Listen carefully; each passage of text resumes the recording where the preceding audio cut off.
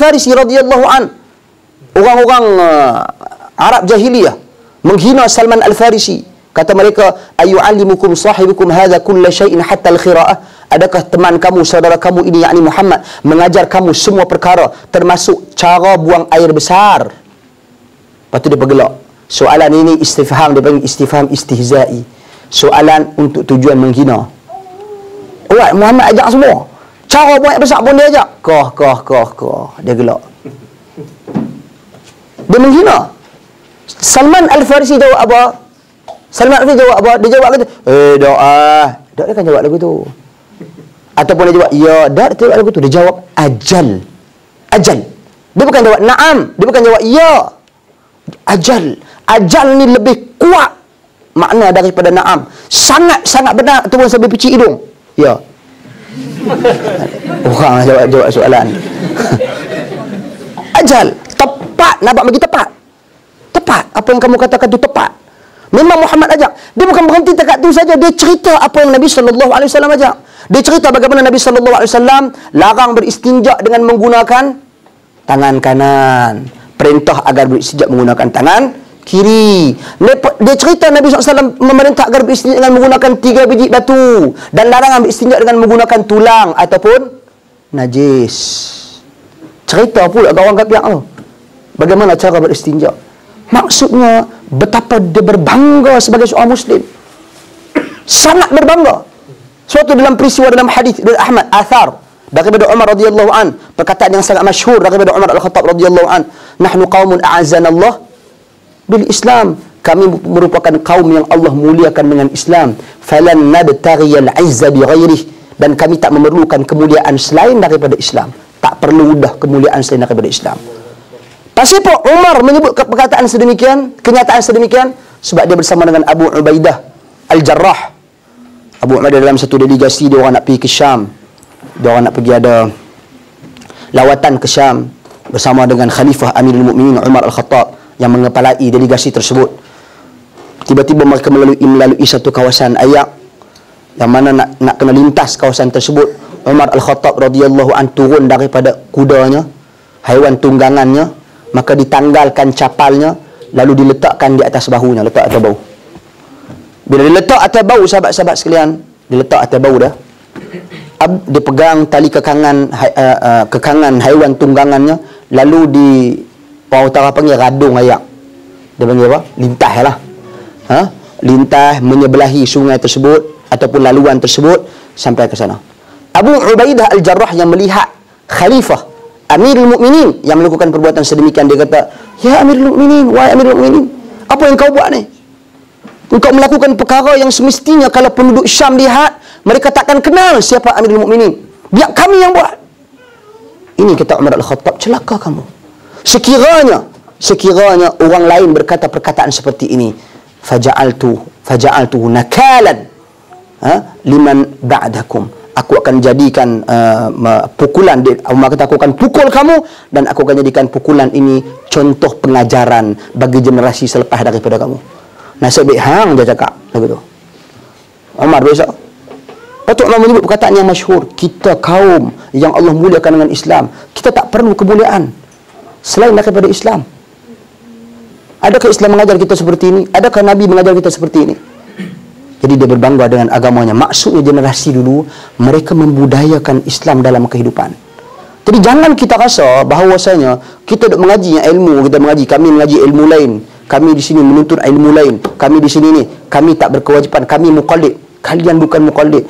Kalian adalah Muslim yang wajib menuntut ilmu agama. Pasal wajib untuk ilmu agama?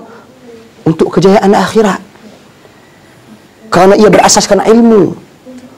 Nakkah kita tergolong di kalangan orang yang disebut di dalam hadis Al-Haud? Hadis Al-Haud dalam Sahih Al-Imam Muslim, Sahih Al-Imam Al-Bukhari dan Muslim, yang menyebut tentang telaga Al-Kautsar yang Allah Subhanahu wa taala anugerahkan kepada Nabi sallallahu alaihi wasallam. Inna a'tainakal kautsar. Telaga yang mana kata Nabi sallallahu alaihi wasallam, man syariba minha falam yadhma abada. Siapa yang minum daripadanya, dia takkan dahaga selama-lamanya. Takkan dahaga bukan bererti dia takkan minum air. Pasal ada orang tanya, Ustaz, kalau begitu dalam syurga dia tak minum dah air? Dia tak minum dah? Bukan tak minum dah, dia tak dahaga. Tak dahaga berarti bukan berarti tak minum dah. Macamlah kita pergi kedai kopi tak dahaga pun, tapi kita tempah juga, order juga air teh tarik. Walaupun tak dahaga. Itu biasa. Okey, bukan tu topik saya. Cuma nak abang di sini. Cerita dari sini sahabat-sahabat sekalian. Al-Haud, telaga Al-Kautsar yang Allah Subhanahu wa taala anugerahkan kepada Nabi bila sampai hari akhirat nanti. Nabi dengan orang-orang yang beriman kepada Allah, beriman kepada Rasul sallallahu alaihi wasallam akan bersama-sama menuju ke telaga tersebut untuk meneguk air.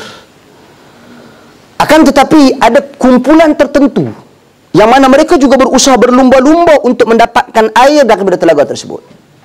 Tetapi apabila mereka dekat dengan telaga tersebut, Allah Subhanahu wa taala jauhkan mereka.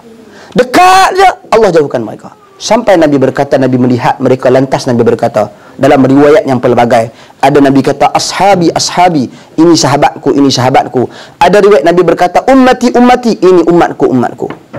Kata Al-Imam Nawawi rahimahullah, orang yang dikatakan sahabatku ini ataupun umatku ini adalah merujuk kepada golongan-golongan munafiqun, golongan-golongan yang murtad, golongan-golongan yang fasik, golongan-golongan pelaku maksiat dan ahlul ahwa wal bidah, pelaku bid'ah. Sebab itu bila Nabi sallallahu alaihi wasallam bertanyakan kepada Allah Subhanahu wa taala, "Pasal engkau jauhkan mereka ni?" Apa kata Allah Subhanahu wa taala? "Innaka la tadri ma ahdathu ba'dak." Engkau wahai Muhammad tak tahu apa yang mereka lakukan setelah kewafatanmu, setelah pemergianmu. Maka bila Nabi mendengar perkataan tersebut, Nabi sendiri berkata, "Suhqan, suhqan." Maksud apa? Macam kucing nak curi ikan, kita kata apa? Shh, shh, shh. Macam halau. Kita halau, push kucing. Kita halau dah. Jadi seperti itulah juga orang akan dihalau daripada telaga Al-Kautsar sekiranya membelakangkan petunjuk Nabi sallallahu alaihi wasallam. Sama ada murtad, sama ada munafik, sama ada fasik, sama ada pelaku maksiat, sama ada melakukan bid'ah. Adakah kita menginginkan keadaan sedemikian rupa? Kalau kita pada hari ini sangat menjaga karakter kita. Kalau jenis kita tahu dah, kalau kita masuk dalam kelas pensyarah tu jenis kalau lambat halau, tak masuk dah kelas. Betul tak? Kalau kita tahu pensyarah tu kalau jenis lambat, saya tak tahulah kalau ada di sebelah sini pensyarah yang sedemikian rupa. Tapi kalau di tanah Arab memang biasa. Memang buka pintu tu, khalas, ruh. Dia tak bagi masuk lah. Jadi kita keluar. Jadi bila kita tahu dah karakter pensyarah seperti itu, tak akan masuk kelas dah kan? Pasti kita nak jaga yang muka kita, pasti kita nak jaga maruah kita. Adakah kita menginginkan maruah kita dijatuhkan di hadapan umat Muhammad, di hadapan Nabi kita sallallahu alaihi wasallam di saat ingin meneguk air dari telaga Al-Kautsar bersama-sama dengan Nabi sallallahu alaihi wasallam, tiba-tiba dihalau sendiri oleh Nabi dan umat manusia, umat yang mengikuti Nabi sallallahu alaihi wasallam. A'udzubillah. Kita mohon Allah Subhanahu wa taala menjadikan kita bersama-sama dengan baginda sallallahu alaihi wasallam meneguk air dari telaga Al-Kautsar. Amin. Jadi sahabat-sahabat sekalian, ini kejayaan akhirat yang sebenarnya. Sebab tu sebelum saya berhenti, kita kongsi firman Allah Subhanahu wa taala. Kata Allah Subhanahu wa taala, "Wa man yuti'illaha wa rasulahu wa man yuti'illaha wa rasulahu yudkhilhu jannatin tajri min tahtiha al-anhar khalidina fiha wa dhalika al-fawzul azim." Barang siapa yang mentaati Allah dan mentaati Rasulnya, Allah Subhanahu wa taala akan masukkannya ke dalam syurga yang mengalir di bawahnya sungai-sungai dan ia kekal di dalamnya, dan itulah kejayaan yang paling besar. Syurga Allah Subhanahu wa taala bukan kecil anak. Ni bahasa orang utara, kecil anak. Kecil anak ni maksudnya macam orang sembang, dia tak ada rasa feel syurga. Dia tak ada rasa feel. Tapi bila dia tengok cerita ombak rindu, Allah dia teriak. Kan dia boleh tengok ulang cerita tu. Lepas tu ada yang jenis dia tengok ni Maharaja Lawak. Raja Lawak, Maharaja Lawak. Dia ulang lah tengok. Kita tengok, boring kita tengok. Saya tengok, lepas tu tengok lagi, kita tengok lagi. Macam mana dia boleh ulang benda yang tidak ada hubungan dengan akhirat langsung? Lepas tu dia boleh feel benda tu. Dia boleh ketawa. Sambil dia tengah jawab puasa, teringat malam ni duduk pula sama orang. Boleh. ni masalah. Lepas tu yang sedihnya, dengan cerita sedihnya, dia boleh sedih, dia boleh feeling sedih tu, dia melahirkan sendiri daripada lakonan orang. Orang tu kan sedih pun, dia bersyok lah filem dia buat laku. Kita yang tukang tengok. Sahabat-sahabat sekalian, kalau sedemikian feeling yang kita boleh wujudkan, sekejap sedih, sekejap ketawa, sekejap ni, dengan urusan keduniaan kita, di mana feeling kita sahabat-sahabat sekalian dengan syurga? Sahabat Nabi radhiyallahu anhum ajma'in, bila dicerita pasal syurga, Masya Allah. Bila dicerita pasal neraka, Masya Allah. Mereka sangat takutkan neraka Allah subhanahu wa ta'ala. Mereka sangat cintakan syurga Allah. Sebab tu sahabat Nabi yang bernama apa ni nama? Yang dalam peperangan Badar, subhanallah, terlupa nama dia. Yang mana ketika mana Nabi SAW bersabda, Qumu ilal jannati allati arduha as-samawati wal ard.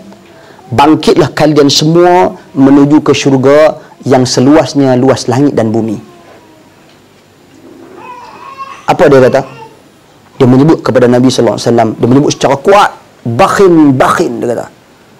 Bakhin. Sa'id ibn al-Hammam nama dia. Sa'id ibn al-Hammam. Dia menyebut bakhin. Nabi kata, ma yahmiduka ala qawlika bakhin. Apa yang menyebabkan kamu disebut bakhin? Dia kata, uridu an akuna min ahliha. Aku nak jadi ahli syurga ya Rasulullah. Kemudian Nabi kata, anta min ahliha. Engkau daripada ahli syurga. Masya Allah. Kemudian apa dia buat? Ni nak buka puasa. Ada kurma di tangan kanan dia. Dia buang kurma atas tanah, dan dia berkata kepada kurma tersebut, sekiranya aku hidup, innaha la hayatun tayyibah, itu merupakan satu kehidupan yang hayatun tawilah, kehidupan yang panjang, mesti aku akan kembali dan akan pungut untuk memakanmu.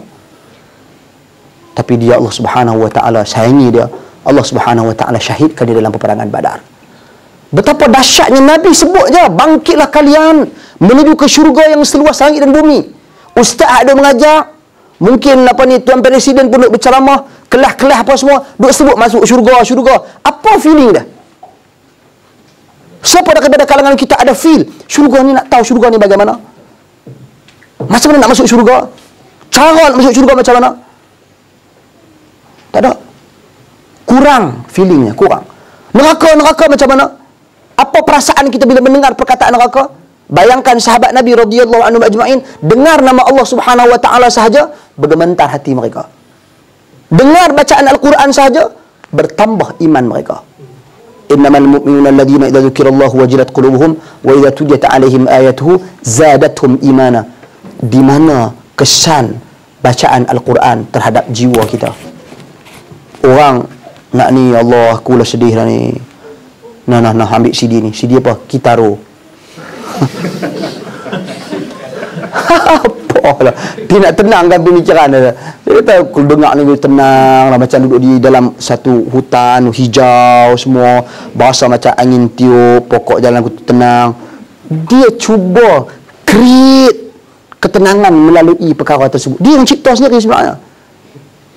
Mengapa dia tak cuba melalui Al-Quranul Karim? Memahami isi kandungan Al-Quranul Karim. Bagaimana digambarkan di dalam Al-Quran. Al-Quran itu adalah penenang. Ala bidzikrillahi tatma'innul qulub. Tidak lain, tidak bukan, mengingati Allah Subhanahu wa taala itu sebenar-benar ubat penenang bagi hati. Mencari ketenangan melalui Al-Quranul Karim, mencari ketenangan melalui zikrullah azza wajal. Zikir yang paling besar adalah Al-Quranul Karim. Ini ketenangan PlayStation. Asyik-asyik PlayStation. Tak pun pergi futsal, tak pun geng kaki pi pancing. Mancikan cari ketenangan. Siapa boleh pancing. Ramai dekat batuk. Saja gurau. Bukan tak boleh, tak ada masalah. Kata tak boleh. Tapi ini sebagai satu muhasabah dan motivasi kepada kita. Sebab kita nak kejayaan yang paling besar adalah syurga Allah Subhanahu wa taala. Cara nak dapatkan kejayaan yang paling besar dah disebut. Taat Allah, taat Rasul. Taat Allah dan taat Rasul, inilah yang dinamakan sebagai ibadat yang kita habaq tadi. Sebab Rasul takkan lakukan sesuatu perkara melainkan perkara tersebut Allah cinta dan Allah redha. Jadi kerja kita simple ya. Ikut. taat Allah, taat Rasul sallallahu alaihi wasallam. Itu jalan yang sebenar-benarnya untuk kita mencapai dan menggapai kejayaan dan kebahagiaan yang berkekalan di akhirat kelak. Jadi satu nasihat ini bukan sekadar satu nasihat dan satu motivasi kepada kita sahabat-sahabat sekalian, tapi pengulangan seperti ini perlu diteruskan. Kita sukalah bagi motivasi, semangat kaunseling, bangkit, menyanyi, berbagi bersemangat. Ini kita bagi kaunseling, motivasi berasaskan ayat-ayat Al-Quran, berasaskan hadis Nabi sallallahu alaihi wasallam. Tawarannya syurga Allah Subhanahu wa taala bukan hal yang kecil bagi sesiapa yang meneliti dan memiliki ilmu tentang syurga Allah Subhanahu wa taala. Ada buku kecil cantik, tajuk dia Al-Jannatu wan Nar fi Daw'il Kitabi was Sunnah. Syurga dan neraka menurut Al-Quran dan Sunnah. Cuba kenal tengok syurga. Cuba kenali tengok neraka. Bagi kita kenal pasti. Dan seterusnya kita mencari dan mengkaji bagaimana cara nak masuk syurga dan bagaimana cara nak menjauhkan diri daripada neraka Allah Subhanahu wa taala. Baru kita akan berjaya dunia dan akhirat. Kalau kita berkeinginan, kalau tengok hari ni ni duduk di Australia, terkenal sahabat-sahabat ada sebahagian memaklumkan, terkenal Australia ni negara yang pengajian ataupun pengkhususan di sini design, advertising, kreatif, branding, terkenal di Australia ni. Kalau tengok design dia pun modern design, branding dia pun canggih-canggih. Okay, kalau kita tengok kita ambil contoh mudah seperti KFC lah katakan, McDonald ke KFC. Kita tengok macam mana iklan KFC hak dulu ni. Hak dulu ni yang masa dia buka dia ayam dia tu panas-panas tu. Lepas tu dia koyak ayam tu. Nampak dia ni. Kan? Saya bangsa tanya dia makan Cara dia buat iklan tu iklan dunia, tapi belum tentu semua orang yang pergi makan KFC dia rasa sedap makan KFC. Cuy, tak sedap pun iklan dia.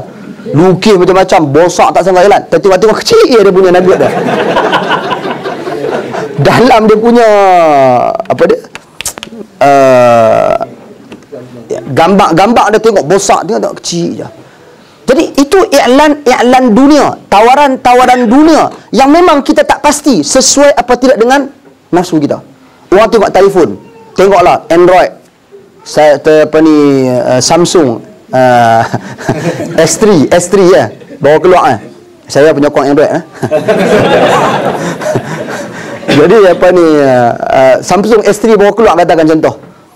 Mungkin dia tengok dia canggih-canggih, tengok dia pergi tengok, tak suka pun dia punya cutting dia macam ni dan pelbagai alasan. Tapi kita mudah terpengaruh dengan iklan. Kita mudah terpengaruh dengan advertising yang manusia ciptakan, yang manusia brandingkan.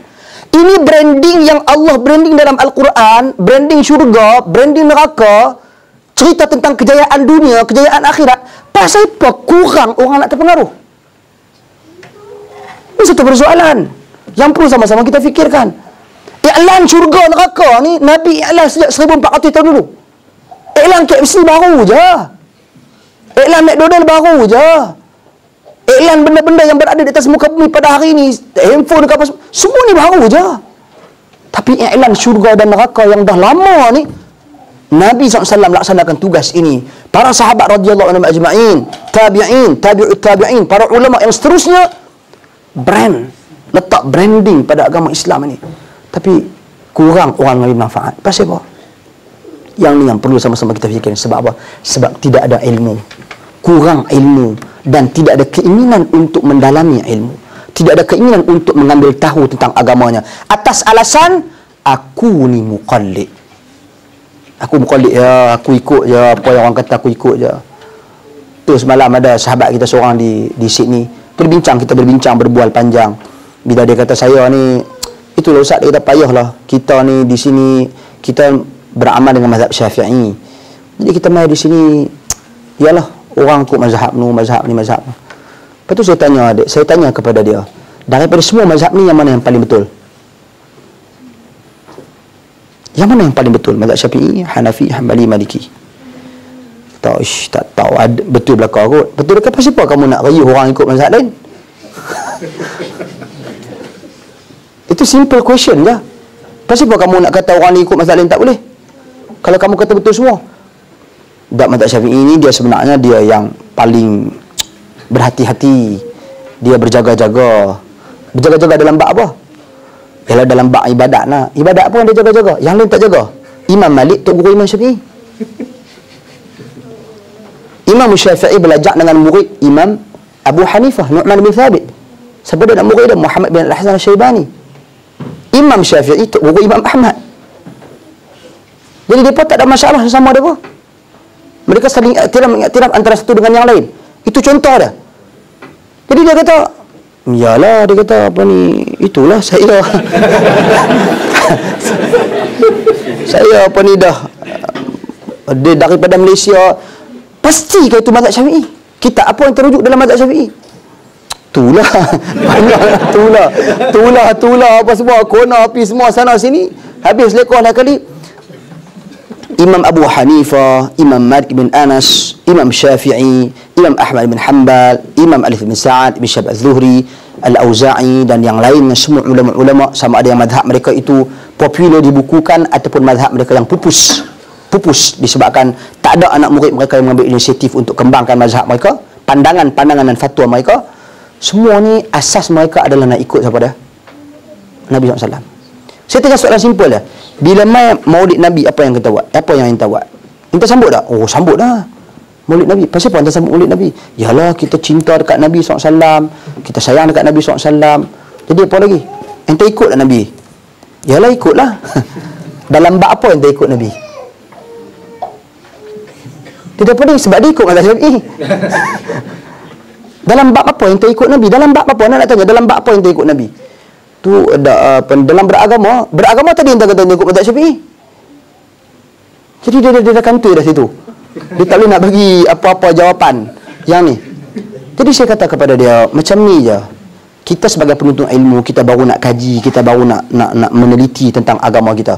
Lah ni imam-imam para ulama ni mana boleh kita tolak. Imam-imam para ulama kita kena hormati mereka semua. Mereka semua ada ilmu mereka dimanfaatkan oleh ummah mengambil manfaat ilmu mereka sampai ke hari ini. Kitab-kitab penulisan mereka, fatwa mereka, pandangan mereka dibukukan, ummah mengambil manfaat. Jadi kita tak boleh tolak, tapi kita kena faham mereka mengajak kita ikut siapa. Mereka mengajak kita mengikuti Nabi SAW. Jadi Nabi adalah asas ikutan kita. Maka sebelum kita memperkembangbiakkan ilmu kita kepada membahaskan apa kata ulama ini, apa kata ulama itu, apa pendapat ulama ini, apa pendapat ulama itu, terlebih dahulu kita kena kenali dulu Nabi kita SAW. Kita kena ikut dulu benda-benda yang basic, benda-benda yang literal, yang jelas, yang tak perlu dah kepada penafsiran, pendetilan. Contohnya berkenaan dengan salat, benda-benda basic, berkenaan dengan zakat, berkenaan dengan puasa, berkenaan dengan haji. Ni nak main bulan puasa, kita perlu adakan satu kursus belajar bagaimana sifat puasa Nabi SAW. Apa yang Nabi buat nak puasa? Apa ibadat yang Nabi buat dalam bulan puasa? Bagaimana cara Nabi berpuasa? Semua kena bahas. Bagi ada ilmu pasal kita berpuasa. Ini tak puasa, kira puasa aja. Lepas tu duk sibuk-sibuk. Ni korek tak hidung batal tak? Korek tak telinga batal tak? Tu kita nak tanya. Itu yang menjadi soalan saban tahun. Cuba dekatkan amalan kita dengan petunjuk Nabi SAW. Sebab Nabi tidaklah menyeru kita kecuali menyeru kepada kebaikan. Sebab tu kata Nabi dalam hadis, taraktukum 'alal bayda lailuha kanahariha la yazighu 'anha ba'di illa halik. Aku telah meninggal kamu dalam cahaya yang putih bersih cahaya. Tidaklah seseorang itu membelakangkan petunjukku ini, cahaya ini, melainkan dia akan hancur dan musnah. Jadi petunjuk Nabi SAW. Para ulama ni bila dah mengaji, bila dah kenal dah sunnah-sunnah Nabi SAW, faham sunnah-sunnah Nabi, baru kita berpindah kepada untuk memperkembangkan ilmu itu. Apa kefahaman Imam Abu Hanifah tentang hadis ini? Apa kefahaman imam ni tentang hadis ini? Imam Syafi'i pula dia kata apa? Bagaimana berlaku perselisihan? Apa punca perselisihannya? Bagaimana kaedah untuk menentukan pendapat yang mana yang paling dekat? paling dekat dengan dalil, bukan paling dekat dengan emosi dan hawa nafsu. Itu cara kita baru ada perkembangan. Anak darjah 1 besar-besar ni, darjah 1 lebih kurang kan. Besar ni kita hantar sekolah darjah 1, diajak persamaan linear, ungkapan algebra. X kuasa 2 kali Y kuasa 3 ke apa ke balik. Apa ni? X pun dia tak tahu huruf X tu apa. Y pun tak tahu lagi, bukan nak kenal. Bagi dia perkembangan asas dia, bagi dia kenal huruf tu apa, number apa number, dia kenal simbol-simbol. Lepas dia kenal tu baru dia boleh kembangkan. Nanti macam tu juga tentang hadis-hadis Nabi sallallahu alaihi wasallam, amalan-amalan asas kita. Amalan asas kita dekatkan dengan Nabi sallallahu alaihi wasallam terlebih dahulu. Selepas dekatkan dengan Nabi, suatu masa nanti bila dah kita mampu untuk merujuk, mampu untuk mengkaji dan menganalisa, baru kita kembangkan. Baru nampak dan kita akan rasai di sana perkembangan ilmu, perkembangan minda. Kalau tidak, kita akan duduk dalam kejumudan. Kita tak boleh, saya katakan tadi, haram untuk kita terus-menerus meletakkan diri kita dalam keadaan muqallid. Aku ni ikut saja. Haram. Dalam agama ia adalah haram. Sebab asas beramal dalam agama adalah ilmu. Maka muqallid ni satu klasifikasi. Sebab akan ada orang-orang yang jahil. Memang pasti akan ada. Sebab tu ulama bahagikan. Ada muqallid, ada muttabi', ada mujtahid. Tapi adakah muqallid ni dibiarkan? Tak apa, kamu kekal dalam keadaan kamu muqallid. Ikut, jangan tanya, jangan apa. Tak. Dalam agama kita dituntut untuk memperkembangkan ilmu, dituntut untuk menambahkan ilmu.